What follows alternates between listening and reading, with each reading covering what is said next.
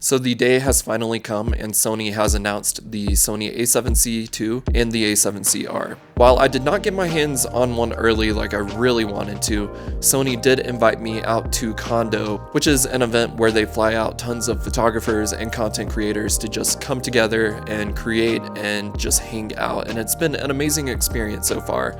But this morning I finally got my hands on the a7CII. And this is it.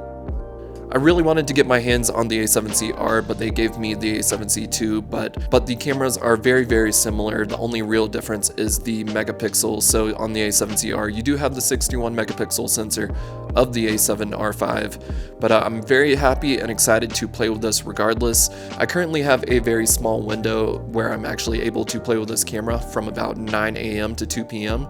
It's currently about noon, so I wanted to film this video while I still have it in my hands, but I wanted to talk to you guys about this camera and let you guys know what I'm thinking so far after shooting with it for the past couple hours.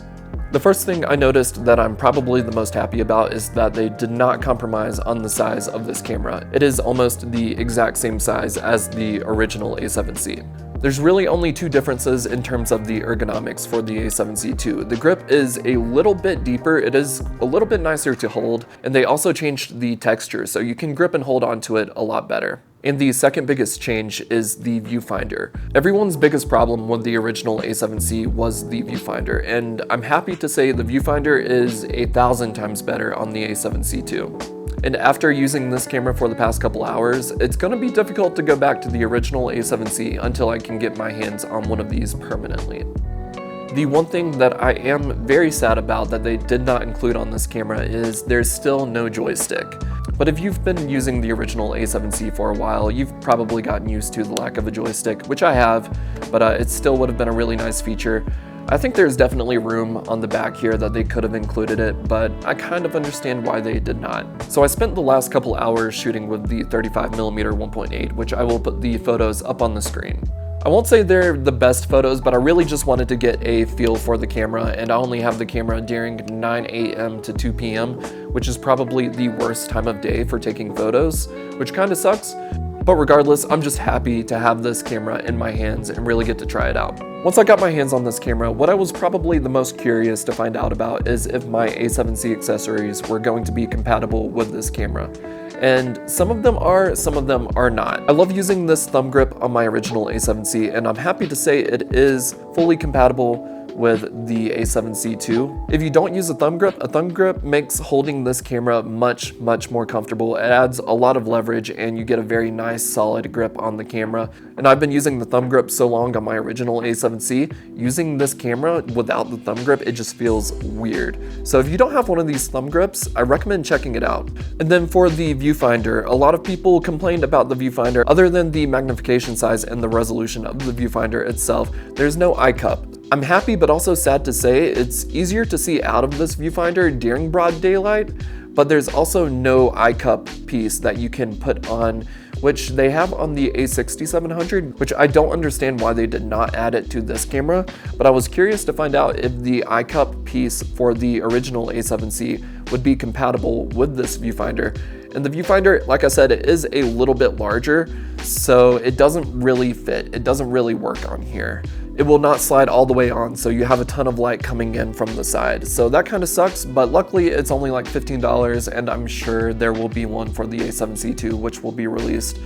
But it sucks if you already own it and you're gonna have to buy another one.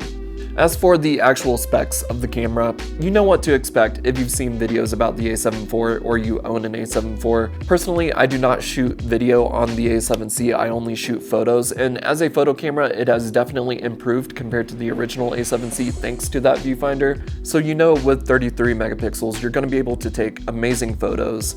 But I think the real question is it going to be worth upgrading from the original a7C if you're only shooting photos? And if you're shooting video, yes. If you're shooting photos, I haven't really made up my mind just yet. Like I mentioned, this is a first impressions.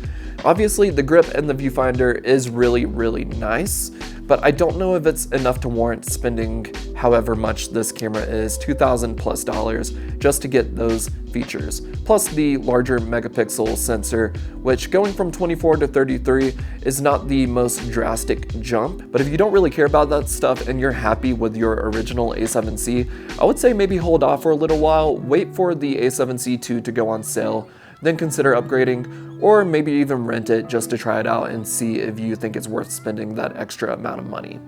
So I just finished recording the first full take of the video, and I realized there were a couple things that I forgot to mention, some that I am really excited about, one that I am not excited about, and we will get to that in a second. But I'm happy that you can now finally customize the exposure compensation dial. I currently have it set to my ISO, but we also have a front dial, which was very much needed on the A7C. So this is great because now you can have your shutter speed, your ISO, and your aperture all controllable by these 3 dials, and you can configure it however you want. And as for the bad thing, which I was very curious to find out about, this morning to see if the A7C II has a fully mechanical shutter, because the original A7C does not, and you can only go up to 1/4000th of a second on the original A7C, and I am very sad to say it is the exact same on the A7C II and the A7CR. I don't know what their reason is behind this. Maybe it's some kind of limitation with the smaller body. It really sucks, but I don't think it's the end of the world, but that is something to just take note of. But overall, I'm extremely happy with this camera. I'm glad they did not change too much, and it still very much feels like the original A7C in most ways.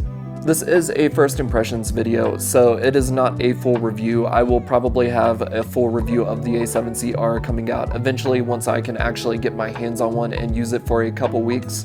So look out for that video. Let me know in the comments if you guys have any questions about this camera. I will be happy to answer all of them. But in the meantime, I hope you guys enjoyed this video. I hope I could inspire you guys to get out and take more photos. Go out and shoot.